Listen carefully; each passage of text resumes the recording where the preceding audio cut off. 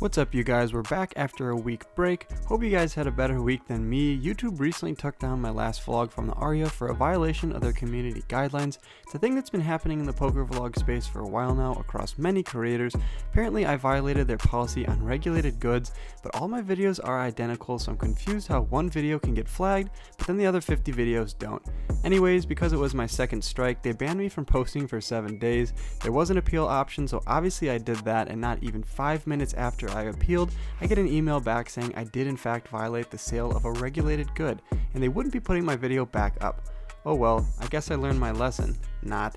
So if you're watching this video right now, consider yourself lucky because it might not be up for long.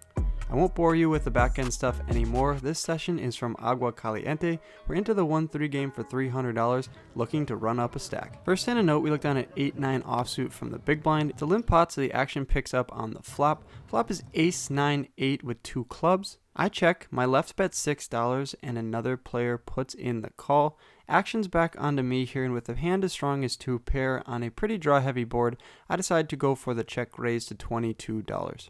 The under the gun puts in the call, and the middle position gets out of the way, so we're heads up to the turn. The turn brings in the jack 10 straight. It comes a 7 of diamonds. The club flush draw does not get there, which is good to note, so I'm going to be going for a bet here. I bet pretty large here for $50, just looking to charge the aces and the club flush draws that aren't going to be folding for any type of bet. Sure enough, the under the gun puts in the call, so we're still heads up to the river. 142 in the pot. The river's pretty bad. It comes a 10 of spades. It puts a 4-liner out to the straight. For that reason, I decide to slow down and check here. Checking also gives the opponent an idea to bluff with a missed club flush draw, which is good to note. If I just blast it off here again on the river, I'm probably only going to be called by hands that beat me, whereas if I check here, he could check back with some sets and some strong hands, and he also could be betting here with his bluffs. That's not what he does though. He checks behind, we show our 2 pair, and he takes a little while before folding his cards, indicating to the dealer that we take this pot down. Always nice to scoop the first one of the night. Next hand to note, we look down at jack 10 of diamonds from the small blind. The straddle's on for $6. There's 2 calls, and with a hand as strong as jack 10 suited here from the small blind, I raise it up to $35. Middle position puts in the call, and everybody else folds, so going heads up to the flop. Flop's a decent one for us without exactly smashing the board. We have a gutter to the jack high straight, and we have a backdoor flush draw. Additionally, we could hit a jack or a 10 and probably good in this situation. For that reason, I decide to make a c-bet here for around 1/3 size of the pot for $26. And pretty quickly the middle position puts in enough chips for a call. Turn now comes a 7 of clubs, which doesn't change too much. It pairs the 7 with $137 in the pot. The opponent only has 120 left in his stack. I think if I'm going to be betting here as a semi-bluff, I need to put him all in for maximum pressure. I think he'll probably call a $40 bet on the turn here, and then he'll be priced in to call the remaining $80 on the river. That's what I do. I put in 1 chip, but mention to the dealer I am all in. Opponent now goes into the tank, which is great news. I expect this opponent to be calling with any queens in his range here. So when he goes into the tank here for a while, it lets us know that he doesn't have a queen in his hand. Therefore, I assume that he's going to be folding pretty shortly. That's exactly what happens. He pushes his 2 cards sheepishly to the dealer, and we're going to take down the second pot of the night. Next hand, 3-4 of hearts from the big blind, and the under the gun raises it to $8. The cutoff puts in the call, and when it folds back around to us here for an additional $5, I'm not going anywhere with 4-3 of hearts. I put in the call, and we're 3 ways to the flop. Flop's outstanding for us. It comes deuce 5-8 with 2 hearts. We flopped a open-ended straight flush draw. I obviously checked my action here like I would be doing with my entire range, but unfortunately the under the gun and the cutoff both check. I was looking to go for the check raise here on this very dynamic and wet board for us, but unfortunately they both check, and we're going 3 ways still to the turn. The flop was outstanding. The turn was absolutely sensational. It comes as 6 of hearts. Bang! We turn the 6 high straight flush. Not often that you get blessed with such a great hand here, so if you guys wouldn't mind dropping a like on this video, I really appreciate it. It helps shows the video to more people, and it's going to help show the straight flush to people who have never had one before in real life. I think that's a blessing. With the straight flush here, we have this board absolutely locked up here. I decide to go for the check raise again here. I start with a check, hoping that the under the gun or the cutoff will fire here, and that's exactly what happens. Under the gun bets $8. The cutoff calls the $8 bet, which is even better for us. Hopefully one of these players is going to get sticky and call our inevitable raise here. That's exactly what I do. I pop them up to $28, a little 3.5x here, just looking to build the pot and hopefully try to get stacks in on the river. Great news for us when the under the gun puts in the additional $20, indicating a call. Cutoff's done with the hand, he folds his cards, and we're heads up to the river. River comes to seven of spades, which is a pretty good card. It brings in the four-liner to the straight. Any four or any nine is going to be inclined to probably call a sizable bet here. Additionally, if the opponent has a pretty high flush here, he's going to probably call a sizable bet as well. For that reason, I bet pretty chunky. I'll make an overbet here for $100, just looking to get max value from any straights or flushes or sets or two pairs. There's a lot of things going out on this board. Sure enough, he does put in the call, which is absolutely great news for us. He shows pocket sevens, which is a set. That's my favorite hand, man. You can't be playing that against me. That's what you get when you play pocket sevens against the Wolf. You get burned. Six high straight flush is going to take this hand down here, and we're going to win that $292 pot. Agua has a promotion going from 12 to 7 p.m. If we would have had the straight flush during that time period, they would have paid us an extra $100, but because we're playing in the wee hours of the morning, we get $0 for that. Oh well, I get great content for the vlog and win a $300 pot. I'll take that every time.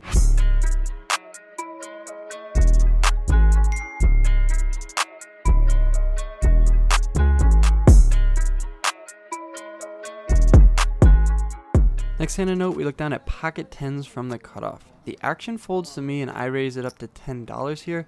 In my left, the small blind and the big blind all put in the call. Going four ways to the flop here with pocket tens, an interesting situation for us when the flop comes queen, jack, nine, rainbow. Action checks to me here, and with three other opponents in the pot, I think we need to proceed with some caution here. We do have the open-ended straight draw, but there are two overcards to our pocket tens.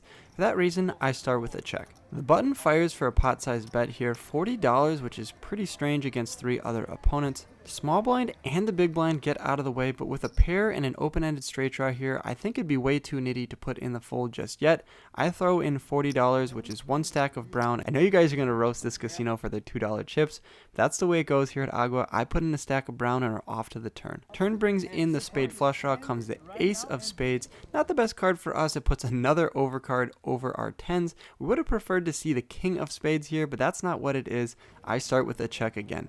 $120 in the pot, and the opponent now bets $200. Very strange line here from the opponent, but it's very, very strong. Not really much to do here with just a draw and a pair. I push my cards into the dealer, and the opponent is going to take down that pot. As I was folding, he said that he had big nuts. Whatever that means, man. Next hand of note, we look down at ace-10 of hearts from the cutoff, and I raise it up to $12. We get two callers, so going three ways to the flop, which comes ace, 8-7, two spades. Pretty great board for our top pair with a 10 kicker. The action checks to me and I bet $12, just a 1/3 pot size bet here. Middle position puts in the call, but the other opponent gets out of the way. Heads up to the turn, which comes a 4 of diamonds, pretty much a brick, although 5-6 now gets there. I wouldn't expect the opponent to have 5-6 in his range too often here. When he checks to us again here, I think we need to be betting. I put out $25, and before I can even finish cutting my bet, he mucks his cards. He's done with the hand, and we're going to take down that pot. 5-3 of diamonds now from the cutoff, and I raise it up to $10. We get a call from the button, so he heads up to the flop here, which comes 10-3-6 with one diamond. We flop a pair here, and we have some backdoor straight and flush draws. For that reason, I decide to c-bet here for $8. The opponent puts in the call. Turns one of those great cards for us. It comes a 5 of spades. We now have two pair and pretty disguised on this board, if I do say so. For that reason, I decided to make an almost pot-sized bet here for $30, just looking to charge his straight and flush draw possibilities here. Opponent's not going to continue any longer in this hand. He waves the white flag and mucks his cards. We're going to take down that small one there, but I just put this in here to show you that I'm playing 5-3 of diamonds here in this game. I'm looking to mix it up. Look down at jiggities now from the under the gun position. There's a limp and a few callers, so I'm going to raise it up pretty big here to $15. The under the gun now shoves for $120, which is definitely a strange play. He hadn't been making too many moves up until this point. I think it's pretty strong, but with a hand as strong as pocket jacks, there's not really much for us to do. So when the action folds back around to me, I flip in a brown chip, indicating to the dealer that that's a call, and we're going off to a run out. Flop comes king, king, 8 with one club. The turn comes the 3 of clubs, bringing in a flush draw, but the river comes a queen of diamonds. We're not feeling too great about this board. Any king or any queen now beats us. To our amazement though, the opponent turns over pocket tens, an interesting play for him, but we're not scared to take his money here. We turn over pocket jacks, and we're going to take down that over $240 pot. Pretty great for us to win on that exact board there. I would expect him to have a lot of kings and queens in his range when he's making that jam pre-flop, but oh well, we're going to take down that pot, no complaints from me.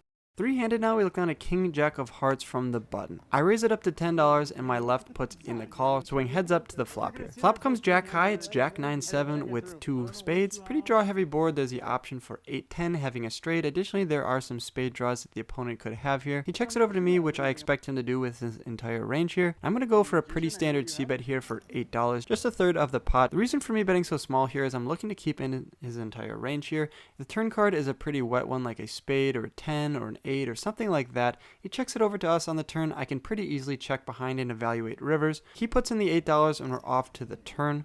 Turn now comes the 7 of hearts, giving us 2 pair, jacks and 7s with a king. Opponent checks to us for a second time, and I don't think the 7 of hearts changes too much here. For that reason, I decide to keep betting and keep putting the pressure on his straight and flush draws. Additionally, he could have some jacks in his range here that are going to pay us off for another bet here. I now size up for $30, which is pretty much 80% of the pot. And sure enough, the opponent's not done with the hand just yet. He throws in 15 $2 chips and we're off to the river. River is one of the worst cards here. It comes a 10 of clubs, puts a 4-liner to the straight out there. I guess it's not the worst card, because any spade card would probably be the worst. Opponent checks to us for a third time here, which I think is pretty weak. Three-handed here, I think king jack is good enough to go for 3 streets of value here. If we get raised on the river, we can pretty easily get away from our hand, but against this specific opponent, I think I need to be betting small here, just targeting the 9s, the 10s, the one pair type of hands that can call us down occasionally in these low stake games.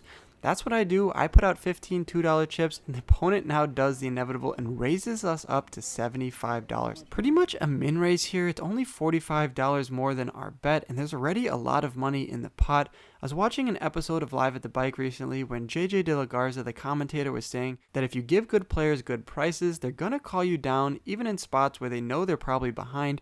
I think that situation is pretty apparent here. When I'm getting an absolutely amazing price to put in $45 more, I still have top pair here, and the front door flush draw did miss. So if he's raising me here and he has me beat, he probably has an 8 in his hand. However, I still do beat a lot of hands, and the price is just way too good for me to fold. So after some hemming and some hawing, I put in the call. And sure enough, he shows over the wacky pocket 6s here, just showing you that if you're getting a great price, probably put in the call, because opponents at low stakes like to make big bluffs on the river sometimes. That's no exception here. I put in the additional $45 and I'm rewarded with that pot with our pair of jacks. With so many $2 chips on the table and in my stack, it looks pretty great for the thumbnail. Look at all these stacks I have. That's going to wrap up our night. We congratulate our buddy Marcelo, who is playing in a different table at Agua. We rack up our chips and head to the cage. Bam! We did it again. Agua treats us well. We got our good luck charm here. Marcelo came halfway through. What do you think about that session, Marcelo? He saw the straight flush happen live. Let's just say, poker vlog, we love 6 of hearts, baby. 6 of hearts on the turn. Absolute gin card. We bought in for 300. We got out of the game for 792, so that's a profit of 492. If you like this content, be sure to smash the like button, subscribe if you're new, leave a comment down below, and as always, good luck on the tables, and I'll check you guys in the next video. Peace! Thanks for watching to the end of my video. Click my head below to subscribe and stay in the loop. See you next time.